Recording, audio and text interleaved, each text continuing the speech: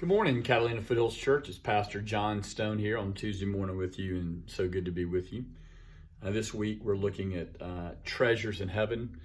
Chapter 6 has been beautiful. We began with the need to give to the poor, which is very difficult for Americans and very difficult for those of us who feel like we work and we earn our money and now we're just giving it to people who could be homeless or are not working. And then we moved into a section on prayer.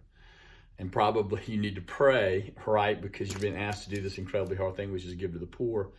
And then fasting, and now back to money. There's got to be some relation there. Let's give. You're going to need to pray and fast. And now you need to understand what money does to you. And money makes you choose. All of us, most of us watching this, are really wealthy.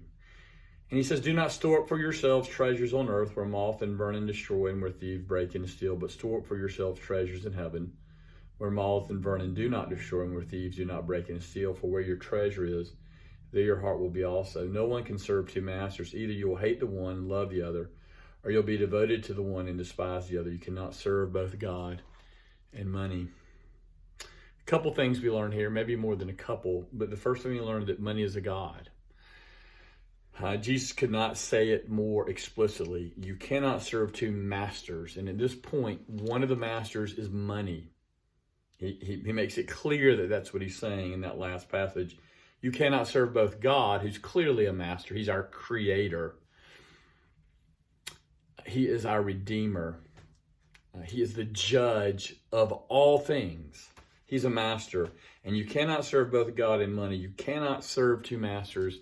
That money is a master. And until you name that and say, money, because of my heart, not because it's on paper or not because it's a coin and not having a lot of it or a little bit of it, but money can impact my heart. My heart can feel things towards money that make it master me. And that means that I serve it, I bow down to it, I obey it. It gives me meaning and definition. And Jesus is saying, be careful. Be careful with money because money destroys. Money is seen in our culture as something that's helpful and beautiful and needful. It's something that gives us comfort, we say. It's something that takes care of our children. And we have all this language about money that should have been around Jesus. Jesus is the one who gives us definition. Jesus is the one who cares for us. Jesus is the one who feeds us. And yet we see it as money. Be careful. You can't serve both God and money because money wants to steal your heart from God. And so he gives us a remedy here. And the remedy is to give to the poor in the first part of the chapter. The remedy is to give your money away. And the remedy is to give your money away in such a way that it serves God. And you serve God with it. Do not store up for yourselves treasures on earth. Don't store up treasures on earth. One reason, moths and vermin destroy them. They rust. They fall apart. In the desert, we feel that. Don't do that. Instead, store up for yourselves treasures in heaven where moth and rust destroy and where thieves do not break and steal. For where your treasure is, there your heart is. The remedy to dealing with money is giving money away. Unless you give it away, it gives you away. These are the only two options.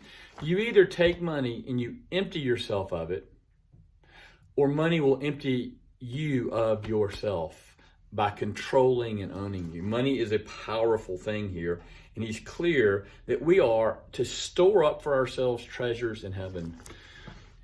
Throughout the Sermon on the Mount, he says, the one who sees you do these things in secret will reward you.